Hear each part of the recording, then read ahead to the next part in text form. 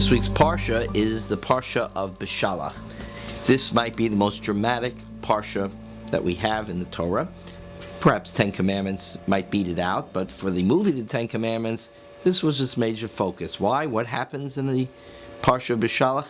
This is the splitting of the Red Sea. I say Red Sea because that's how it's translated, how it's known. Actually, it's called the Sea of Reeds, and the translation became Red Sea, so that's how it has been passed on from generation to generation in terms of English. So we'll call it the Red Sea.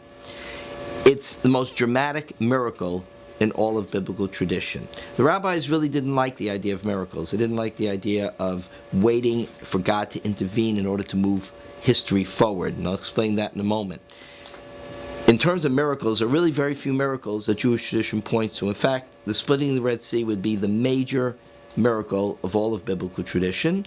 And when you look at history, there's really only two major miracles. You have the splitting of the Red Sea, and you have the 1969 New York Mets. Other than that, not too many miracles.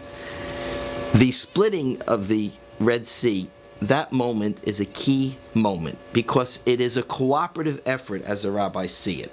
You have God who has willed the people of Israel to leave Egypt. He doesn't believe that one nation should enslave another nation. He had to confront Pharaoh to convince Pharaoh through the 10 plagues that this was his plan for all of humanity, not for the Jews, but for all human beings, to eliminate the concept of slavery, where one nation enslaves another nation. And in fact, we're told that many of the slaves who left Egypt were an Erev Rav. They were a mixed multitude. They came from other nations. And they joined the Jewish people, and they stood at Mount Sinai and accepted the Torah. Then you have Moses. Moses turns to God, and he's pleading. He's nervous. He doesn't know what's going to be because the sea is in front of him and Egypt is behind. And God says, Ma titzakalai, what are you yelling at me for? What are you calling out to me, Moses? Get moving. Get moving. Do something. And then the Midrash tells us that one of the Israelites, Nachshon, he walks into the sea. And he keeps walking and walking till the ma'im, the water, came ad nafesh, meaning it came up to his nostrils. So the next step, he drowns. He takes the next step, and that's when the sea splits. And that's how the rabbis view this miracle, a cooperative effort between God, Moses, and the people of Israel, represented by Nachshon, who took that step forward in history to move the Jewish people forward. Then, the old saying, God helps those who help themselves. So that's what the rabbis wanted to teach. You can't sit around and wait for miracles. And it's a critically important lesson that our people sometimes has learned and sometimes has not learned. We had the period of time prior to the Holocaust when many Jews in Europe sensed that the disaster was coming. And these leaders, the Zionists, right, the secular Zionists in many cases, they pleaded with the rabbis to convince their followers to leave Europe and go to Israel. And it was a period of time when it was possible to get to Palestine. But many of those rabbis, in fact the majority of them, said, no, we have to wait for the Messiah to come. The Messiah will come and he will bring us to the land of Israel. In other words, let's wait for the sea to split. And the Zionists said, no. You got to do what Nachshon did. Go forward. Go to the land of Israel. Take that step forward. And then the proverbial sea will split. Then we'll have a state.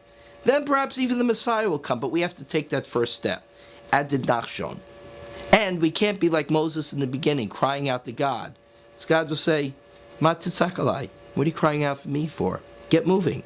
We go together through history. Don't sit and wait for history to happen. So of course, because those rabbis made that terrible mistake of waiting for the Messiah did not come in time, and 1/3 of our people were gone. The majority of the Jews of Europe were wiped out. The lesson is clear that the Parsha and the rabbis are trying to teach us.